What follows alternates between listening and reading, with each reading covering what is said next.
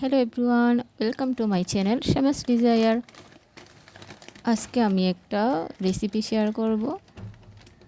আর এটা হচ্ছে soya meet, যেটা আমি শ্রীলঙ্কায় গিয়ে এই খাবারটা অনেক বেশি খাওয়া হয়েছিল। সয়া যদিও আমি আগেও অনেকবার খেয়েছি, তবে শ্রীলঙ্কায় গিয়ে আমরা যে সয়া মিটটা খেয়েছিলাম সেটার টেস্টটা ছিল অসাধারণ। তাই ওখান থেকে আমি একটা প্যাকেট নিয়ে আসছিলাম বাসায় ট্রাই করার জন্য।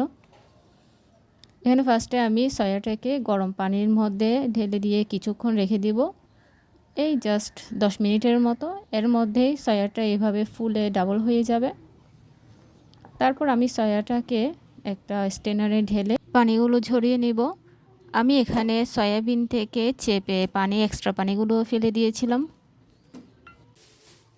এবার আমরা এমনিতে নর্মালি যেভাবে মাংস রান্না করি ঠিক সেভাবেই তেলের মধ্যে তেজপাতা, গরম মশলা, আর এখানে আমি পোলাও পাতাও দিয়েছি।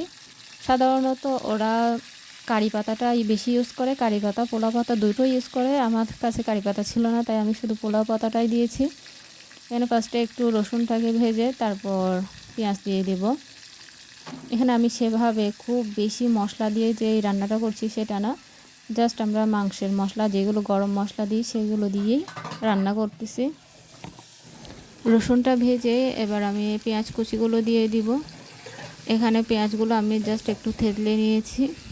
এবার পেঁয়াজটা আমি যতক্ষণ পর্যন্ত ব্রাউন কালার, একটা সুন্দর একটা কালার আসবে না ততক্ষণ পর্যন্ত একটু ভেজে নিচ্ছি পেঁয়াজটা একটু ভাজা ভাজা হয়ে আসলে এখানে আমি দুটো আলু দিয়ে দেব, কারণ আমার সব তরকারিতে আলু না দিলে আবার আমার ভালো লাগে না। আলু আমার ভীষণ পছন্দের। দুটো আলু দিয়ে আমি একটু আলুগুলো ভেজে নিচ্ছি পেঁয়াজ রসুনের সাথে। তারপর এখানে আমি হলুদ, লবণ দিয়ে একটু আলুটাকে ভেজে নিব। একটু ভাজা ভাজা হয়ে আসলেই তারপর আমি মরিচ দিয়ে দেব, মরিচের গুঁড়ো। তারপর এটাকে নেড়ে চেড়ে ভালোভাবে কষিয়ে আমি আলুটা মোটামুটি সেদ্ধ হওয়া পর্যন্ত রান্না করে নিব। এখানে আমি সয়া মিটের মধ্যে যে মশলার প্যাকেটটা ছিল সেখান থেকে কিছু অংশ ঢেলে দিচ্ছি যখন আলু কষাচ্ছি তখন, আর বাকি অংশটা আমি পরবর্তীতে ইউজ করব। একটু পানি দিয়ে দিলাম যাতে আমার নিচে লেগে না যায়। এবার আমি আলুগুলোকে ভালোভাবে সিদ্ধ না হওয়া পর্যন্ত রান্না করে নিব। মোটামুটি 80% পর্যন্ত আমি আলুটাকে সেদ্ধ করে নিব এভাবে কষিয়ে। শ্রীলঙ্কান কুইজিনে আমি দেখেছি তারা রান্নাগুলো ভীষণ কালো করে ফেলে, বিশেষ করে মাছ, মাংস, সয়া, হাড়মেসু।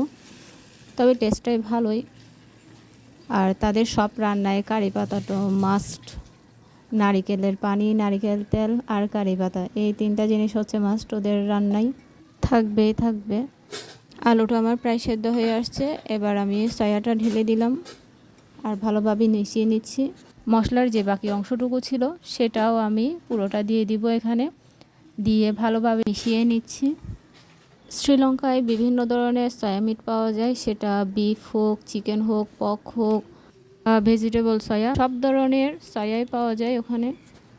আর দামটাও খুব বেশি না। তাছাড়া তাদের রান্নায় আমি তেল ভেসে থাকার যে ব্যাপারটা আমাদের, সেটা আমি খুব কমই দেখেছি। তারা তেলটা খুবই অল্প খায়।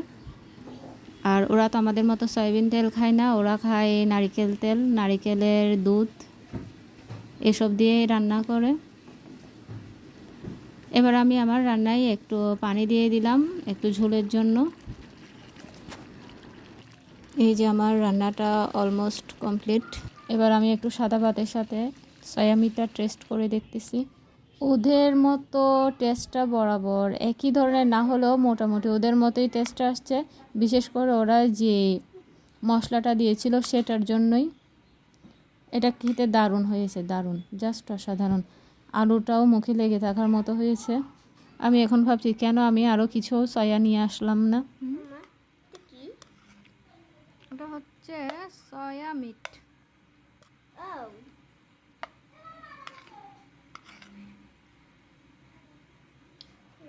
নমস্কার, আমার মাছকে একটা কি জানি বলা যায়,